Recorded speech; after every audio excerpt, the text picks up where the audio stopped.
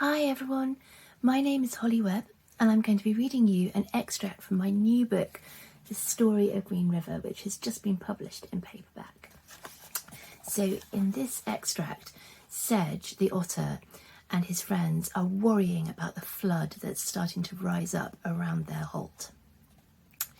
Sedge nibbled his claws and gazed out across the water, hardly hearing his two friends practicing snatches of the ceremonial chant, beating their paws on the muddy bank for time.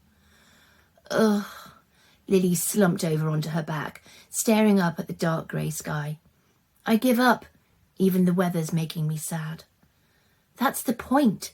Tormentil snorted and pushed her, and then the two of them rolled over together in a mock-fierce scuffle, snapping and hissing until they collapsed back on the grass, worn out.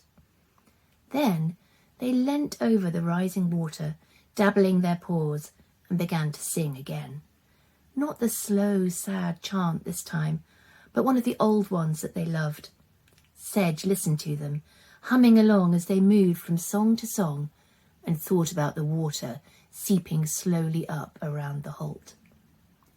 A sweet, eerie thread of music jolted him back, and he whipped his head round, staring at Tormentil and Lily. Where did you hear that? He bit out. The two cubs gazed back at him in surprise. We heard the birds singing it, Tormentil said. The little warblers in the reeds last night. Lily nodded. We couldn't make out the words. You know how they babble. But it's catchy. It was catchy. More to the point, it was intensely, suddenly familiar. Sedge could have sung the words to Lily and Tormentil, or he could have if his voice hadn't been stuck fast in his throat. Ripe black elderberries gleaming in the sun, ripe black elderberries, enough for everyone. A tide of memories slammed into Sedge, sending him back into his dreams, twisting and turning in the dark floodwaters again.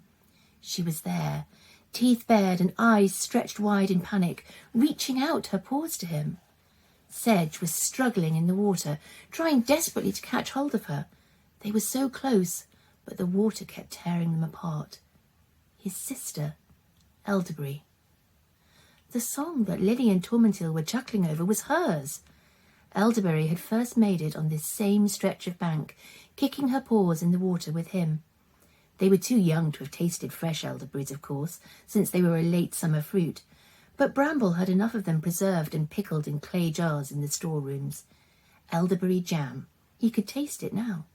His sister had been expert at charming spoonfuls out of the old cook. His sister. Hearing that song again unleashed a torrent of memories that raced through his head as violently as the flood. Sedge sat shaking on the wet grass, bewildered and frightened. She'd been there waiting for him all this time. How could he have forgotten her? Elderberry's paw patting affectionately at his muzzle, chasing her along the bank and in and out the kingcups. The first full moon ceremony where they'd stood together draped in garlands, half asleep by the end. The stories she told him as they sunned their fur on a dry bank. Their swimming lessons. She'd looked so bright, dashing about in the shallows, whipping up the sparkling water with her tail. The memory was so strong, he felt he could reach out his paw and touch her, twine his tail in hers. She'd been merry, alive. Except, of course, she wasn't. The river had stolen her away, and only Sedge had been left coughing and choking on the bank. He'd let her go. This was what he'd been fighting to remember all this time. Sedge twisted his paws together over and over. But how could he have forgotten in the first place? Why had he been allowed to forget her? Had he hit his head when he was in the water? Or had it been simply too much for one small otter to hold inside his heart?